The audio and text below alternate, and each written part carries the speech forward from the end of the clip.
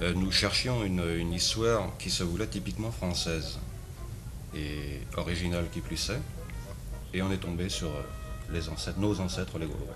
Alors c'est vraiment là l'origine du Gaulois. Ça n'avait Oui, jamais c'est été cela. fait encore. C'est-à-dire, ça n'avait pas été beaucoup fait. Assez curieusement, en France, on avait oublié les Gaulois. Et nous y avons pensé, nous avons eu la chance de tomber sur une idée très simple, et tellement simple que je crois plus personne n'y pensait. Et nous nous sommes trouvés dans la position d'Américains qui auraient redécouvert le Far West. Et nous avons découvert notre Far West à nous, qui étaient les Gaulois.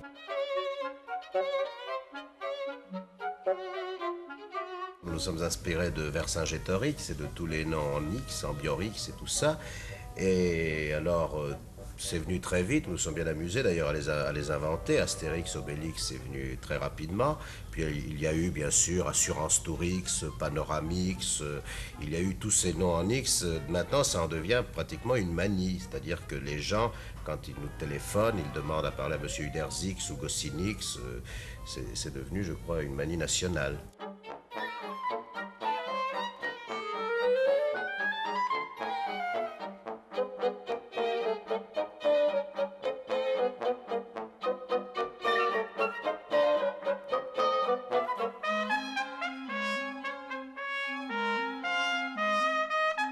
Cette adaptation a posé tous les problèmes parce que il est évident que le public qui va devenir, enfin le lecteur qui va devenir un auditeur, connaît notre histoire d'Astérix et par conséquent il y avait un danger, c'est le danger de le décevoir. Par conséquent, il fallait que dans cette transposition assez compliquée, il retrouve l'ambiance d'Astérix et surtout qu'il ne soit pas déçu par les voix. Dis donc, Astérix, qu'est-ce qu'il y a comme bateau? Ouais, c'est normal. L'Urdigala, c'est important.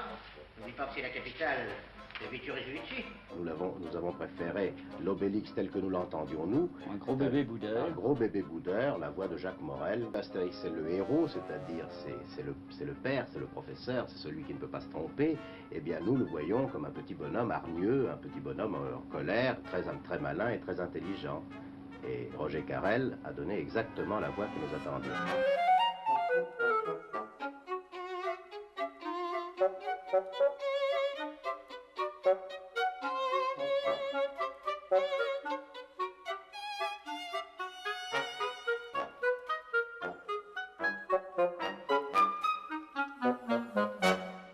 Alors, vous êtes décidé à vous jeter dans le dessin animé. Eh bien oui, nous avons pensé que ce serait une bonne idée. Ça C'est représentait une beaucoup. bonne idée. Enfin, ça représentait beaucoup de travail. Ben, c'est le public qui nous dira si c'est une bonne idée. Et alors, ça vous a fait de l'effet en les voyant bouger, non? Ah oui, bien sûr. Mais nous les avons vus bouger peu à peu. Bien, tu connais la technique du dessin animé. Oui, bien Nous sûr, les ça bougeait avons- déjà en bande. Nous les avons vus bouger d'abord au crayon, et puis des petits morceaux sur l'écran de quelques secondes. Et puis peu à peu, on les a vus bouger pendant 1h10 et en couleur et avec de la musique, et on les a vus parler.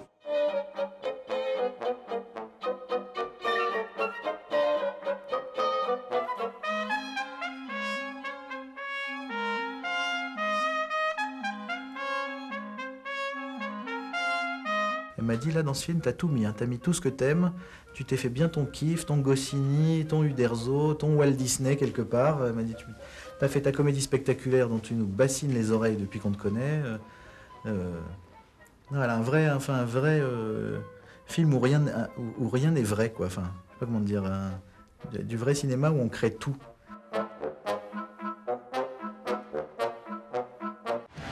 Retrouvez tout France Bleu sur francebleu.fr.